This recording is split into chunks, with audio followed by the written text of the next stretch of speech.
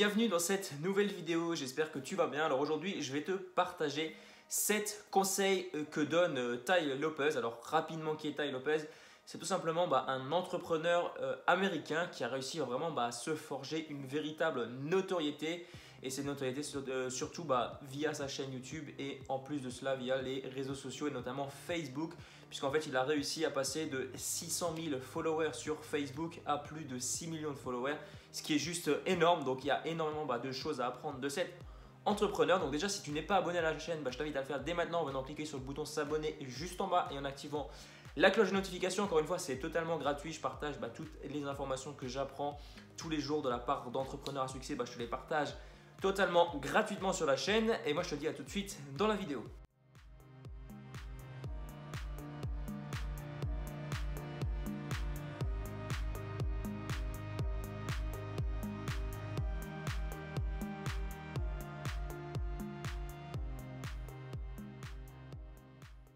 Le premier conseil que te donne Tai Lopez, c'est vraiment de ne pas baser ton business, ton entreprise ou ton idée. Je ne sais pas si par exemple tu veux te lancer dans une thématique en particulier, il ne faut pas te baser sur une passion. Alors je sais, ça pourra peut-être en étonner certains, mais il n'est pas du tout du même avis que beaucoup d'entrepreneurs, parce que beaucoup de personnes peuvent te dire aujourd'hui sur le web qu'il faut être passionné par ce que tu fais.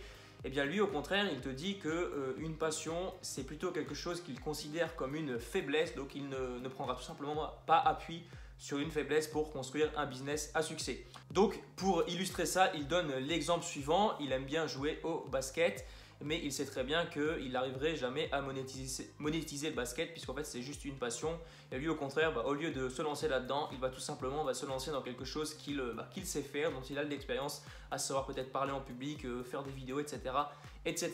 Deuxième conseil ou recommandation que te conseille Tai Lopez, c'est vraiment de repérer toutes les tendances. Alors on est dans un siècle où les tendances, les techniques évoluent continuellement, donc il faut vraiment savoir à quel moment ça va changer et à quel moment il va falloir changer de stratégie dans ton entreprise. Donc par exemple, si tu es, je sais pas, si tu as un blog, tu sais très bien par exemple qu'il y a des choses qui changent au fur et à mesure, les lois changent, les habitudes de consommateurs changent également. Donc ça veut dire qu'à l'époque, il y a 10 ans de ça, on n'était pas trop sur les réseaux sociaux. Maintenant, chaque entreprise devrait être sur les réseaux sociaux pour pouvoir avoir un fonctionnement qui soit un peu en corrélation avec tout simplement avec la tendance actuelle. Donc ça, il faut bien savoir le repérer et tout simplement pas avoir un temps en arrière, un temps de retard et un peu être à la traîne vis-à-vis de la concurrence. Troisième conseil de Tai Lopez, c'est vraiment de venir faire des lancements rapides de tes produits. Alors, qu'est-ce qu'un lancement rapide? C'est tout simplement le fait de prendre un produit, de ne pas le terminer totalement ou même, pour aller plus loin, même ne pas créer ce produit, plutôt lancer le concept sur le marché, voir si ça va fonctionner, voir si éventuellement il y aura des potentiels acheteurs pour ce produit et tout simplement tu vas pouvoir ne pas investir ensuite dans la fabrication du produit avec tout le temps que ça va générer, tout l'argent, etc., etc. Alors bien sûr, en règle générale, je te conseille vraiment peut-être quand même de créer ton produit, de créer une ébauche de ton produit. Donc ça veut dire un produit qui n'est pas forcément terminé, un produit que tu vas pas forcément investir énormément d'argent dessus. Mais ce que tu peux faire après, si ton produit, premièrement, s'il ne se vend pas, tout simplement, tu ne le refais pas, ça sert strictement à rien. Et deuxièmement, si par exemple ton produit se vend, eh bien, tu vas pouvoir l'améliorer et pouvoir encore plus satisfaire tes clients. Donc en règle générale, ce qui est conseillé, c'est vraiment au-dessus de 10 ventes, tu gardes le produit, tu continues à le vendre et tu peux éventuellement investir encore plus en publicité. Par contre, si tu fais moins de 10 ventes après ton petit test, eh bien tu peux tout simplement abandonner le projet puisque ça ne va pas forcément fonctionner et tu risques de perdre beaucoup de temps et beaucoup d'argent. Donc là, Tai Lopez te donne un petit exemple. C'était son professeur quand il avait 19 ans, il me semble. Il lui avait dit taille presque parfait, c'est souvent parfait. Donc voilà, j'ai pas besoin de t'en dire plus. On passe tout de suite au conseil suivant. Donc ce conseil, c'est tout simplement, quatrièmement, pivoter autour de ce que les clients veulent. Et oui, ça ne sert à rien d'essayer de créer un produit qui risque de ne pas fonctionner comme je te l'ai dit avant. Donc tu vas créer un produit, tu vas être borné sur ce produit. Et bien malheureusement, si les gens ne recherchent pas ton produit, ne sont pas intéressés par ton produit, bien tout simplement, ils ne vont pas l'acheter. Donc il faut vraiment s'appuyer sur un besoin réel ou alors une tendance. Donc ne fais pas par exemple, comme le dit Tai Lopez, l'erreur de Kodak qui, contrairement à Apple, n'a pas mis à jour son produit et resté borné sur son idée. Il était un peu trop, en quelque sorte, il aimait un peu trop son produit, voilà. Ils ne voulaient pas changer, ils ont tenu tête vraiment à tout, peut-être même tous les conseils qu'on leur avait donnés, et l'entreprise a tout simplement fait faillite en 2012. Donc ça, c'est vraiment très important à prendre en compte si tu ne veux pas te planter. Cinquième conseil que te donne Tai Lopez, c'est vraiment de venir optimiser tes prix. Alors, il y a pas mal d'entreprises, comme il le remarque lui-même, alors c'est pas moi qui fais la constatation, voilà, c'est vraiment quelqu'un qui a de l'expérience dans le domaine, il remarque vraiment que beaucoup d'entreprises, eh bien tout simplement, n'ont pas de juste milieu dans leur prix. Donc ça veut dire soit le prix est trop élevé pour le produit que c'est, ou alors le prix est trop bas en fonction de l'offre qui est générée dans ce produit. Donc ça veut dire ça ne sert à rien, par exemple si tu as un produit qui vaut 30 €, ça ne sert à rien d'essayer de le vendre à 100 €. Alors déjà premièrement, les clients ne vont pas être satisfaits du produit. Donc l'idéal en règle générale quand quelqu'un reçoit un produit, il faut quand même qu'il premièrement il soit satisfait. Et deuxièmement, il faut même, encore plus, il faut qu'il soit un peu surpris par la qualité de ton produit. Alors l'erreur qu'il ne faut pas faire, c'est de surtout pas balancer un produit sur le marché sans vraiment le soigner, en le mettant à un prix exorbitant, au risque vraiment de te faire tout simplement allumer par ta clientèle. Autre chose, il faut vraiment que tu définisses ton prix par rapport à la clientèle ciblée. Si par exemple la source de revenus de ta cible marketing est faible, ça sert à rien de gonfler les prix au maximum. Il faut vraiment que tu sois en adéquation avec ton marché. Donc ensuite, ce qu'il nous dit, c'est que si ton produit se vend bien, donc après tout ce qu'on a dit, si ton produit au final est vendable, si des gens achètent ton produit, bien tout simplement tu vas pouvoir mettre à l'échelle, ça veut dire scaler.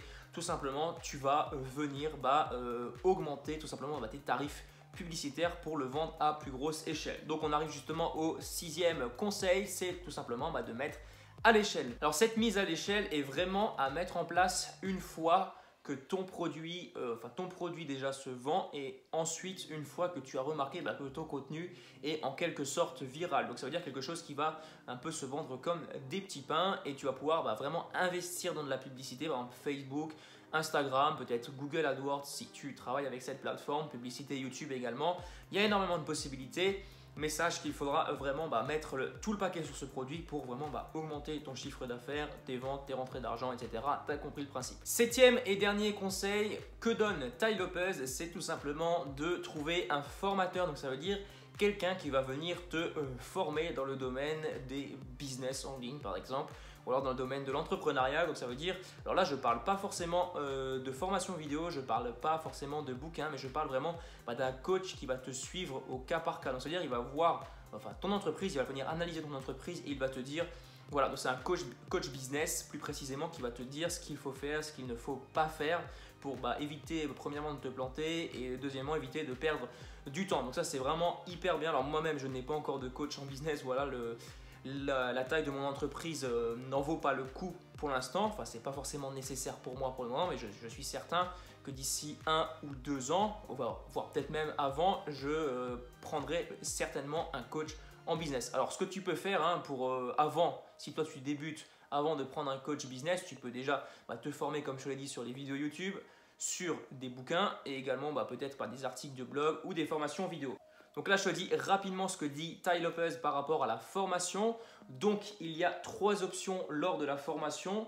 La première option, c'est l'option en personne. Donc, ça veut dire que tu es en tête-à-tête avec un coach qui va venir te dire ce qu'il faut faire et ce qu'il ne faut pas faire. Donc, ça, c'est la meilleure. Donc, il part du principe que si tu veux avancer le plus rapidement possible, c'est cette option qu'il faut prendre. Ensuite, la deuxième option qu'il te conseille de prendre, c'est en ligne ou dans les livres. Et ce qu'il dit, c'est le plus facile. Donc ça, c'est tout simple. Tu prends ton ordinateur, tu prends ton téléphone et tu peux te former de manière totalement infinie en quelque sorte, parce que tout se trouve sur le web et c'est vraiment facile de trouver n'importe quelle information que tu souhaites. Ensuite, la troisième option de formation, et ça, c'est une chose qu'il ne faut absolument pas faire, donc c'est une option qu'il ne faut pas choisir si tu veux être entrepreneur, c'est l'option aucune. Donc ça veut dire c'est l'entrepreneur qui va lancer un business et qui ne va pas se former. Donc là il nous dit il faut absolument éviter cette option. Donc voilà pour cette vidéo, voilà pour ces quelques petits conseils. J'espère que ça t'a apporté des éléments que tu ne savais pas. Peut-être que maintenant tu en sais plus un peu sur la pensée de Tai Lopez. Alors